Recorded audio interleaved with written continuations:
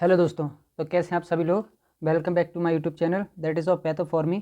तो दोस्तों जैसे कि अपने अभी अपनी क्या हार्ट पैथोलॉजी की जो अपनी कार्डिक पैथोलॉजी है उसकी सीरीज़ चल रही है। तो जैसे कि अपने लास्ट वीडियो अपने देखा था इस्केमिक हार्ट डिसीज़ या फिर कोरोनरी आर्टरी डिसीज़ पर देखा था, जिससे रिलेटेड अपन ने जो भी क्या क्या उसके मतलब फर्दर सिम्टम्स हैं, आईएसडी में क्या क्या आता है, जैसे कि अपन ने लास्ट क्लास में एंजाइना पेक्टोरिस कवर किया था। आज हम उसका जो दूसरा पार्ट है दैट इज़ मायोकार्डियल इन्फेक्शन, वो इस वीडियो में अपन आज कवर करेंगे। ठीक है दोस्तों, तो चलिए अपन बिना टाइम वेस्ट कर अपना वीडियो स्टार्ट करते हैं। That is of myocardial infection. बाकी बातें अपन लास्ट वीडियो में करेंगे। ठीक है दोस्तों, तो जैसे कि मैं आपको सिंपल बताऊं, 1 मिनट। मायोकार्डियल इन्फेक्शन या फिर सिंपल अपन जिसको एमआई बोलते हैं कि एमआई को जिसके मतलब मोस्ट कॉमन, आप मान के चलिए जो सिम्टम कह रहा हूँ मैं, इसको जो कॉमन डिसीज़ है जो देखने को मिलती है अपने किसी भी पेशेंट में जो आते हैं, ज़्यादातर हार्ट पेशेंट आते हैं कि एमआई का स्ट्रोक आ गया, इसको हार्ट स्ट्रोक आ गया। फिर फर्दर केसेस में क्या क्या इसके कॉजेज है, क्या क्या इसकी लैब डायग्नोसिस है, क्या इसके टाइप्स हैं, फर्दर सारी चीज़ें अपन एक एक करके इसमें देखेंगे। मोस्ट इंपॉर्टेंट इसकी लैब डायग्नोसिस है जो कि मैं आपको बताऊंगा लास्ट में। ठीक है, तो जैसे कि मैं आपको इसकी सिंपल पहले एक डेफिनेशन बताऊँ। इन्फेक्शन जिसका सिंपल सा मतलब है इस्केमिक नेक्रोसिस। कहने का मतलब है कि अगर कोई ऑब्स्ट्रक्शन हुआ है किसी भी ब्लड वेसल या उसके ल्यूमन में, that is of myocardium of heart due to the decrease blood supply. अब जो ऑब्स्ट्रक्शन की वजह से क्या होगा, ब्लड सप्लाई में भी कमी आएगी। ब्लड सप्लाई कम हो गया तो उसका क्या होगा, एक तरह से नेक्रोसिस, उसके वहाँ पे ब्लड इकट्ठा हो जाएगा, आपका क्या जो भी सेल्स रहेंगे सराउंडेड उनकी नेक्रोसिस डेथ होने लगेगी। और इस तरह से अपना क्या उसको एक तरह से एक सर्टेन टाइम पर जो सारे टिश्यूज़ के पास ऑक्सीजन मतलब ब्लड पहुँचेगा नहीं तो उसको एमआई का स्ट्रोक आ जाएगा। दैट इज़ अब कोगुलेटिव नेक्रोसिस जो जनरली अपन को देखने को मिलती है एमआई के पेशेंट में या फिर हार्ट वेजल्स में। ठीक है, तो जैसे आपके सामने एक progression of myocardial necrosis after coronary artery occlusion, तो इसमें भी एक तरह से क्या मायोकार्डियल नेक्रोसिस दिखाई है आफ्टर क्या कोरोनरी आर्टरी ओक्लूशन, मतलब उसमें ऑब्स्ट्रक्शन हो गया कोरोनरी आर्टरी ओक्लूशन में। तो जैसे आपको मैं बताऊँ, ये आपके एंडोकार्डियम है, यहाँ पर क्या हुआ इसमें ऑब्स्ट्रक्टेड कोरोनरी आर्टरी, यहाँ पर क्या हुआ देखिए प्लग बन गया। अब जो ऑब्स्ट्रक्ट हो गई, ऑब्स्ट्रक्ट की वजह से क्या होगा, यहाँ पर देखो ये डेड होना शुरू हो गया सेल्स, क्योंकि ब्लड क्या हो गया इसके आगे जा नहीं रहा। तो जोन ऑफ नेक्रोसिस क्या होगा, एक एक तरह से पूरा बढ़ जाएगा और एक टाइम पर पूरा क्या डेथ हो जाएगी सेल। ठीक है, सेल की डेथ हुई, जैसे 24 आवर लिखा है इसमें, 2 घंटे आपको टाइम के अकॉर्डिंग भी दिया है। तो इसके बाद फिर क्या होगा फर्दर, जो फिर पेशेंट डॉक्टर के पास जाएगा, डॉक्टर साहब ऐसा ऐसा है, उसको हार्ट से रिलेटेड जो भी डिसीज होगी। तो necrosis begin in the small zone of the myocardium beneath the endocardium surface in the centre of the ischaemic zone. तो दिख रहा होगा जो सेंट्रल पार्ट है इस्केमिया का, वहाँ पर एक नेक्रोसिस डेवलप हुई है। दूसरा, अगर मैं आपको इसकी एट्रियोपैथोजेनेसिस बताऊं, दैट इज कोरोनरी एथेरोस्क्लेरोसिस और सुपराइडेड चेंजेस इन कोरोनरी एथेरोस्क्लेरोसिस और नॉन एथेरोस्क्लेरोटिक कॉजेज वैसोस्पाज्म। जैसे मैंने लास्ट क्लास में ही बात करी थी, कोरोनरी एथेरोस्क्लेरोसिस तो ये तो इसका मेन कॉज हो गया। बाकी सुपराइडेड चेंजेस में आप जनरली जैसे अपन हाइपरटेंशन का पेशेंट है, उसका बीपी बढ़ रहा है, उसकी वजह से कोई एमआई का रिलेटेड कॉजेज है। या फिर तीसरा मैं बताऊँ स्पाज्म ऑफ ब्लड वेसल, कोई कॉन्स्ट्रिक्ट हो गई एक तरह से, उसमें स्पाज्म हो गया तो एक तरह से उसका ये भी एक कॉज हो सकता है। नेक्स्ट आता है अपना टाइप्स ऑफ इन्फेक्शन के। एमआई जैसे इन्फेक्शन, जैसे मैंने आपको बोला obstruction of heart blood vessel और देयर ल्यूमन, तो उसके टाइप्स में है ट्रांसम्यूरल और सब एंडोकार्डियल इन्फेक्शन। तो जैसे उससे पहले आपको मैं टाइप्स बताने से पहले एक ओवरव्यू दूँ या फिर एक आपको डायग्राम के बेस पर बताऊँ। जैसे मान के चलिए अपनी एंडोकार्डियम है, हार्ट की इनर वेसल, उसके बाद सब एंडोकार्डियम, सब पेरिकार्डियम और पेरिकार्डियम। कहने का मतलब है एंडोकार्डियम पेरिकार्डियम के बीच में क्या है, सब एंडोकार्डियम मतलब एंडोकार्डियम से जस्ट नीचे, और सब पेरिकार्डियम मतलब पेरिकार्डियम से नीचे। तो ये क्या है अपनी मायोकार्डियम। मायोकार्डियम किससे बनी है, सब एंडोकार्डियम एंड सब पेरिकार्डियम। तो अब इसमें क्या देखेंगे अपन, जैसे मान के चलिए अपने क्या लेफ्ट वेंट्रिकल है, ये रेड वाली दिख रही है, दैट इज ऑफ क्या अपनी कोरोनरी आर्टरी है, इसकी 2 ब्रांच कंडक्टेंस हो गई और ये अपनी रेजिस्टेंस कोरोनरी आर्टरी हो गई। जो ग्रीन वाली that is inner endocardium and जो ब्लू वाली है दैट इज मायोकार्डियम एंड जो पिंक वाली है पेरिकार्डियम आउटर। तो जो इसमें ब्लड वेसल में अपने जनरली होता कहाँ अपने देखने को मिलती है, जैसे कि सब एंडोकार्डियल मतलब एंडोकार्डियम के जस्ट नीचे जो ये वाला स्पेस है। ठीक है, तो इसमें ब्लड वेसल का क्या होगा, जो भी होगा इन्फेक्शन होगा कि वहाँ पर ब्लड पहुँच नहीं पा रहा है, फिर जो भी हो जाएगा। ठीक है दोस्तों, तो चलिए एक एक करके अगर दोनों में आपको मैं डिफरेंस बताऊं, जनरली फीचर है मतलब क्या क्या कैरेक्टरिस्टिक फीचर उनके बेस पर, जैसे ट्रांसम्यूरल और सब एंडोकार्डियल इन्फेक्शन।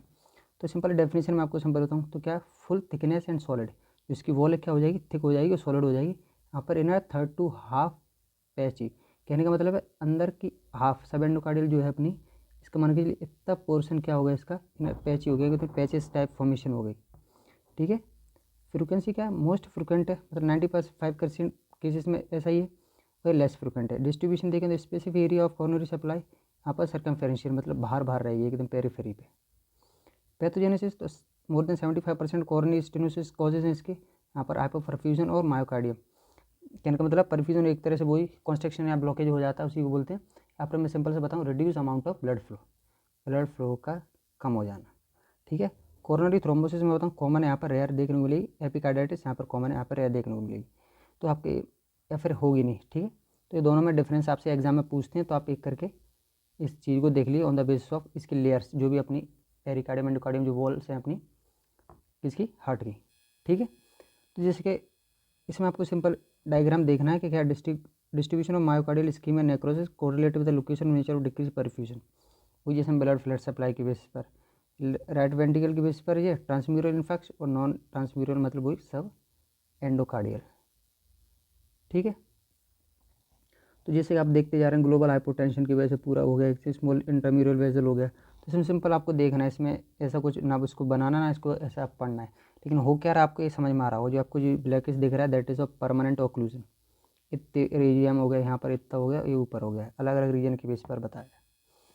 ठीक है दोस्तों, नेक्स्ट देखते हैं that is of morphologic feature of MI, कि क्या भाई हमको जो है मॉर्फोलॉजी कैसी होगी इसकी, सिंपल दिखेगा कैसा। तो ग्रोस से लेवल से बात करें तो myocardial infarct less than 12 hours old are usually not apparent on gross examination. कहने का मतलब है 12 घंटे से पहले का अगर अपन एग्जामिनेशन देखेंगे मायोकार्ड एमआई के पेशेंट में, तो वहाँ पर अपन को जनरली कुछ देखने को नहीं मिलता normally. But necrotic area can you visualise after 2-3 hours by immersion of tissue slices in solution of TTC. कहने का क्या मतलब है, अगर मैं इसको एक डाई में डाल दूँ, चाहे वो 2-3 घंटे के अंदर ही मैं डाल दूँ, that is of TTC triphenyl tetrazolium chloride. इसको आप मार्क कर लीजिए, इंपॉर्टेंट है जो भी जैसा भी है। ये डाई आपसे पूछते हैं कि किस में अपन को जल्दी से, क्योंकि अपन को इमीडिएट अपना रिजल्ट चाहिए, तो अपन एमआई के पेशेंट नेक्रोटिक एरिया को पता करने के लिए इसमें क्या करते हैं, अपन 2 से 3 घंटे सोल्यूशन लेते हैं टीटीसी का, और उसमें उसको आइडेंटिफाई कर लेते हैं उसकी टिश्यू को स्लाइसिस में देख के, मतलब इंडिविजुअल।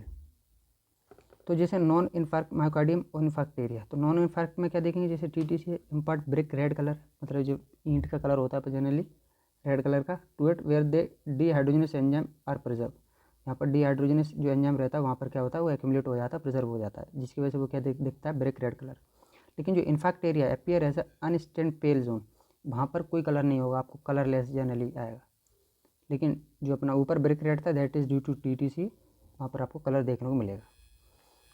तो लेकिन आगे देखें तो जैसे मॉर्फोलॉजिक फीचर है, मॉर्फोलॉजिक फीचर में आपको according to the time variation आपको अलग अलग जो जोन है वो कम कम होता जाएगा। जैसे मान के चलिए आपके शुरू के आधे घंटे में अगर आप देखते हैं मॉर्फोलॉजिक फीचर, तो ग्रोस में तो कुछ नहीं दिखना, लेकिन लाइट माइक्रोस्कोप में आपको वहाँ भी कुछ नहीं दिखेगा। तो एक तरह से क्या है, हाँ पेशेंट अपने आप ठीक हो सकता है, दवाई गोली लेके जो भी मेडिसिन लेके ठीक हो सकता है, लेकिन 1 से 2 घंटे के बीच में अगर कुछ चेंजेस देखें अपन, वहाँ पर ग्रोस में कुछ नहीं है, लेकिन मान के लाइट माइक्रोस्कोप में कुछ बेबीनेस आ गई, मतलब कुछ फाइबर्स दिख रहे हैं, तो उस कंडीशन में तो दैट इज़ इरिवर्सिबल इंजरी, कि उसको ट्रीट नहीं कर पाएंगे, उसको फिर एक तरह से आपको सर्जरी या फिर कुछ भी उसको प्रोलॉन्ग उसको उसका मतलब कंट्रोल करना पड़ेगा, या फिर उसको सही करना पड़ेगा उसके लिए। ठीक है, 4 to 12 आवर्स में देखेंगे तो वहाँ पर आपको कोगुलेटिव नेक्रोसिस देखने को मिलेगी। 12 to 24 आवर्स में coagulative necrosis along with neutrophil infiltration हो जाएगा। 1 से 3 दिन में आप ये याद रखें, 1 से 3 दिन का MCQ आता है, ब्रिस्क न्यूट्रोफिल मतलब न्यूट्रोफिल का नंबर कब कम कर होना स्टार्ट हो जाता है, दैट इज़ 1 to 3 डेज में। ऐसे ही कर 2 महीने में आप क्रॉस कैरिंग कंप्लीट हो जाएगी, और लाइट में डेंस कोलेजन स्कार। तो एक तरह से क्या होगा, पूरा मॉर्फोलॉजी जो आपको देखने को मिलेगी पूरी वेजल की या फिर वॉल की, जिसमें आप पूरा देख पाएंगे किस में नेक्रोसिस हो रही है किस में नहीं हो रही है। न्यूट्रोफिल भी देखें आपको मैक्रोफेज का नंबर कब बढ़ रहा है कम कम हो रहा है, तो वो अकॉर्डिंग टू टाइम वेरिएशन आप वहाँ पर देख सकते हैं। ठीक है, तो जैसे आपको मैंने ये 1 डे ओल्ड है, ये डेंस पॉलीमॉर्फिक लिक्विड है 3 to 4 डेज में, 7 to 8 में डी वाला अपना। जैसे मैं आपको एक सिंपल एग्जांपल दूँ, 3 to 4 डेज वाला देखते हैं बी वाला, ये 3 to क्या है अपना 4 डेज वाला वेरिएशन है। सी वाला आपको मैं बताऊँ तो ये 7 to 8 डेज वाला है। तो आप देखिए जो आपको ये दिख रहे हैं जैसे 3 to 4 डे में आपको छोटी छोटी न्यूट्रोफिल का नंबर धीरे धीरे क्या होगा, लास्ट में एक तरह से क्या होगा, एविडेंस रेशियो स्कार फॉर्मेशन हो जाएगा जो ब्लू ब्लू। तो आप मान के चलिए, बाकी इतना इमेज से रिलेटेड नहीं आता, लेकिन हाँ आपसे ये पूरा उसका मॉर्फोलॉजी पूछते हैं, आप लिख सकते हैं ड्यू टू टाइम वेरिएशन किस में क्या देख रहा है, जिसमें मोस्ट इंपॉर्टेंट आपको एक तो 4 to 12 आवर का है और 1 to 3 डेज़ का है। ठीक है, क्लिनिकल फीचर की मैं बात करूँ एमआई की, तो जनरली आपको क्या दिखेगा, पेन तो ऑब्वियस सी बात है, चेस्ट पेन आपको जनरली नजर आएगा, चाहे यूजुअली सडन हो या सीवियर हो, क्रैशिंग टाइप का। इंडाइजेशन प्रॉपर नहीं हो, heart burn with nausea and vomiting, septic shock condition बन सकती है, चाहे सिस्टोल ब्लड प्रेशर कमी की वजह से। Oliguria, urine level 20 ml per hour से कम हो जाएगा।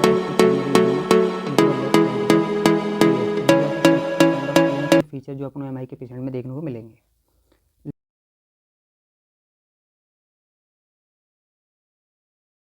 Lab diagnosis, that is the most important thing about all MI के। इसका पर्टिकुलर क्वेश्चन भी आ सकता है कि लैब डायग्नोसिस ऑफ एमआई बताइए। तो कुछ नहीं करना आपको, दो चीज़ें आपको याद रखनी। एक तो अपन क्या इसकी इलेक्ट्रोकार्डियोग्राफी, जो ईसीजी के चेंजेस क्या क्या हैं उसके बेस पर देखनी। दूसरा कार्डिक मार्कर, जो अपने कार्डिक मार्कर हैं उनके बेस पर देखेंगे। तो दो चीज़ें आपको याद रखनी है। ईसीजी में भी कुछ याद नहीं रखना, एक से दो चीज़ याद रखनी है। एक तो एसटी सेगमेंट का एलिवेशन, एसटी सेगमेंट आपका बढ़ा हुआ आएगा।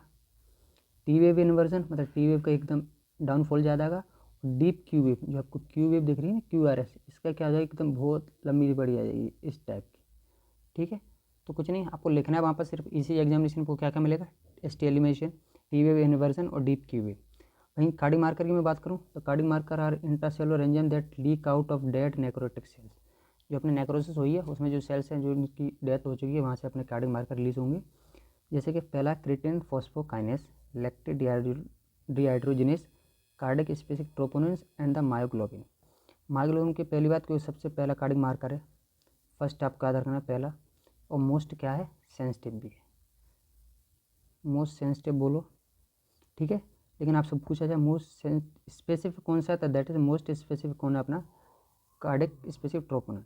ठीक है, तो सबसे पहले बात करें अपन क्रिएटिनिन फॉस्फोकाइनेस की, तो 3 फॉर्म है इसके, CKMM, CKBB, CKMB। MM मतलब वही मसल में, BB ब्रेन में रहेगा, MB मतलब कार्डिक मसल्स में रहेगा। तो CKMB2 और CKMB1 on the base of 1.5 से अगर ज़्यादा इनका, तो ये हाईली सेंसिटिव है कि हाँ भाई इससे बड़ा है तो हाईली सेंसिटिव, हाँ एमआई के पेशेंट में ज़्यादा दिक्कत है। LDH का कहते हैं लैक स्पेसिफिसिटी, LDH जब अपना 24 आवर्स बार ऊपर, मतलब उसका पीक लेवल पहुंच जाएगा, पीक लेवल 3 to 6 डेज में आएगा, बाकी नॉर्मल 14 डेज में। मोस्ट इंपॉर्टेंट अगली बात करें कार्डिक स्पेसिफिक ट्रोपोनिन की, जो कि फर्दर 2 टाइप्स होते हैं, troponin T and troponin I, जो कि most sensitive and specific marker होते हैं एमआई के लिए। हमारे मेजरली अपन इन्हीं के इस पर डायग्नोस कर पाते हैं, अभी देख पाते हैं। ठीक है, तो आप इसको एज ए MCQ भी याद रखें, और पर्टिकुलर लैब डायग्नोसिस में आपको इनका मतलब इन्वॉल्वमेंट जरूर दिखाना है या फिर लिखना है। तो जैसे कि मैं आपको बताऊं, जैसे रॉबिन्स में ये टेबल दी थी, वही जो कि मैंने आपको समझाई इससे पहले, evolution of morphology changes myocardial infection, जिसमें आपका टाइम के बेस पर क्या है इसके ग्रोथ फीचर है, क्या लाइट माइक्रोस्कोपी है और क्या इलेक्ट्रॉन माइक्रोस्कोपी में क्या दिखेगा। तो जैसे इसमें सार्कुलेमा डिस्क्रिप्शन दिख सकता है आपको 1 to 4 आवर के अंदर, जिसमें वेरिएबल वेवीनेस फाइबर्स देखने को मिलेंगे। वही चीज़ 1 to 3 डेज में जैसे आपको पता है इन्फिल्ट्रेट ऑफ न्यूट्रोफिल का कंटेंट बढ़ने लगेगा, कोगुलेशन ऑफ नेक्रोसिस दिखेगी। वहीं 3 to 7 डेज में आपको डेड सेल्स भी मिलेंगे। वहीं जैसे कि मैंने आपको बताया यहाँ पर रेड 10 मार्जिन भी मिलेंगे, तो फर्दर आप देख सकते हैं। बाकी आप मेनली मैंने आपको जैसे 1 to 3 डेज़ का याद रखें, और यहाँ पर अपना 4 आवर्स का याद रखें जो फाइबर्स वाला है। ठीक है, तो आप जैसा भी कंफर्टेबल हो, बाकी मैंने आपको एक शॉर्ट्स में अच्छे से समझाया, तो आप ये भी याद रख सकते हैं। ठीक है दोस्तों, तो जैसे कि एक सामने आपके ये भी हुआ, इसमें क्या लिखा है, एक्यूट मायोकार्डियल इन्फेक्शन, जो AMI है, इसमें आपको जनरली दिख रहा होगा जो ये वाला रीजन है, that is of necrotic region. जैसे पोस्टीरियर लेटरल लेफ्ट वेंट्रिकल का पार्ट है, that is staining by the TTC अपना triphenyl tetrazolium chloride in areas necrosis arrow, ये वाला एरिया कैसे नेक्रोसिस का है। ठीक है, तो यहाँ पर अपन देख सकते हैं सेल डेथ, तो ये डायग्राम आप याद रख सकते हैं। बाकी लास्ट जो आपको मैं बताऊँ, that is of complication of MI, तो जैसे अरेदमिया, इम्प्रॉपर बीटिंग ऑफ हार्ट, चाहे वो स्लो या फास्ट हो, that is the most complication in acute MI। Heart failure हो सकता है, चाहे राइट हार्ट फेलियर हो या लेफ्ट हार्ट फेलियर हो, या कार्डियोजेनिक शॉक हो सकता है, या कोई रप्चर हो गया तो वो भी, जैसे कि मैंने आपको बताया हाइपोपरफ्यूजन ब्लड की कमी की वजह से, या फिर पेरिकार्डाइटिस से अगर कोई इन्फ्लेमेशन हो गया हो। ठीक है दोस्तों, तो these are the complication of MI myocardial infection. ठीक है, तो बस ऐसे पॉइंट्स में आप लिखिए एक एक करके, आप बिल्कुल, चाहे लैब डायग्नोसिस हो, कॉम्प्लिकेशन हो, उसके क्लिनिकल फीचर्स हो, क्या मॉर्फोलॉजी है, क्या ग्रॉस है उसका, क्या माइक्रोस्कोपी है, क्या उसकी पैथोजेनेसिस है और क्या डेफिनेशन। तो आप पॉइंट्स पर लिखेंगे ना, क्वेश्चन भी आपको इसी से ऐसे ही पूछा जाता है। लैब डायग्नोसिस बताइए, क्या इसकी क्लिनिकल फीचर है वो बताइए, या क्या कॉम्प्लिकेशन है, पैथोजेनेसिस ऑफ MI पूछ लेंगे। ठीक है, वो मिलता है। सेंसिटिव मतलब बहुत कम सेंसिटिव रहता है। ठीक है, तो तो दोस्तों ये तो रहा पूरा अपना क्या है क्या नहीं एम आई का पूरा all about the M I. Next अपन इस पर देखते हैं जनरली जो कि MCQ आपसे जनरली इस टॉपिक से रिलेटेड पूछे जाते हैं। तो जैसे सबसे पहले मैं आपको बताऊं the most sensitive and specific biomarker for myocardial damage. तो जैसे मैं आपको बताया आप कार्डिक मार्कर की बात करेंगे तो कार्डिक मार्कर में सबसे पहले आप क्या करेंगे ट्रोपोनिन, कार्डिक ट्रोपोनिन टी या फिर ट्रोपोनिन आई, दो की बात करेंगे तो ट्रोपोनिन टी भी है और cardiac troponin I, that is दोनों के दोनों इन्वॉल्वमेंट। तो एक्सेप्ट क्या हो जाएगा सी के एम बी नहीं आएगा, ठीक है। तो आंसर हो जाएगा D dye which is to identify the morphologic feature in case of M I. कौन सी डाई यूज होती है मॉर्फोलॉजी आपको पता है TTC। अब TTC से याद नहीं रखना, try phenyl tetrazolium chloride, ion याद रखना है, दैट इज ऑफ क्लोराइड, ठीक है। बाकी आपको सोडियम आयोडीन ये सब बना के दे सकता है। अब देखिए brisk neutrophil morphologic changes found in myocardial infection during. Brisk neutrophil जैसे मैं आपको बताया था मोस्ट कॉमन है, आपको 1 to 3 डेज में आपको जनरली देखने को मिलते हैं। तो आपको इसलिए ऐसे आपसे MCQ related to morphology feature वो पूछ सकता है, ठीक है दोस्तों। तो ये तरह अपना पूरा आज का जो भी था MI के रिलेटेड दोस्तों। बाकी आपको पूरा जो भी इससे पहले वाला वीडियो आप जरूर देखिए जो कि ISD का है। आगे इससे फर्दर आगे अपन अभी एंडोकार्डाइटिस बचा, रूमेटिक फीवर भी बचा है। तो उस कंडीशन में अभी 2-3 डिसीज़ और related to the that ischaemic heart disease है उससे भी रिलेटेड बची हुई हैं, तो वही अपन फर्दर वीडियोज़ में कवर करेंगे, ठीक है। बाकी आप जब तक इस वीडियो को देखिए और मोस्ट इंपॉर्टेंट जैसे मैंने आपको हमेशा बोलता हूँ आप बुक जरूर पढ़िए कि बुक में बाकी में बहुत अच्छा दिया है। मैं भी आपको बुक से पढ़कर जो भी MCQ बनाता हूँ वो उससे पढ़कर फिर आपको एक तरह से प्रेजेंट करता हूँ। तो बुक में काफ़ी अच्छा दिया है, मतलब कंसेप्ट वाइज भी दिया है, तो आप वहाँ पर देख सकते हैं, ठीक है। तो चाहे आप रोबिन्स पढ़ रहे हो या फिर जो भी हर्षमोहन है जो भी आपको अच्छी लग रही है आप दोनों से अच्छे से पढ़ सकते हैं। दोनों में बहुत अच्छा दिया हुआ है, डायग्राम के बेस पर भी दिया हुआ है। बाकी दोस्तों ठीक है, नेक्स्ट वीडियो में अपन जल्दी मिलेंगे, तब तक आप वीडियो देखती रहिए और अगर आपको पसंद आ रहा है तो अपने दोस्तों को जरूर शेयर करिए, क्योंकि अब एग्जाम टाइम आने वाला है। तो वैसे भी आपके ये तो एक तरह से सिस्टमिक पैथोलॉजी आपकी कवर होती जाएगी। इसके बाद भी अपन CVS के बाद फिर रेस्पिरेटरी पे आएंगे, वहाँ पर अपना रीनल पे आएंगे, तो फर्दर सारी सिस्टमिक पैथोलॉजी अपन एक एक करके कवर करेंगे, ठीक है दोस्तों। तो चलिए नेक्स्ट वीडियो में बहुत जल्दी मिलेंगे, तब तक आप देखते रहिए MI। Thank you so much.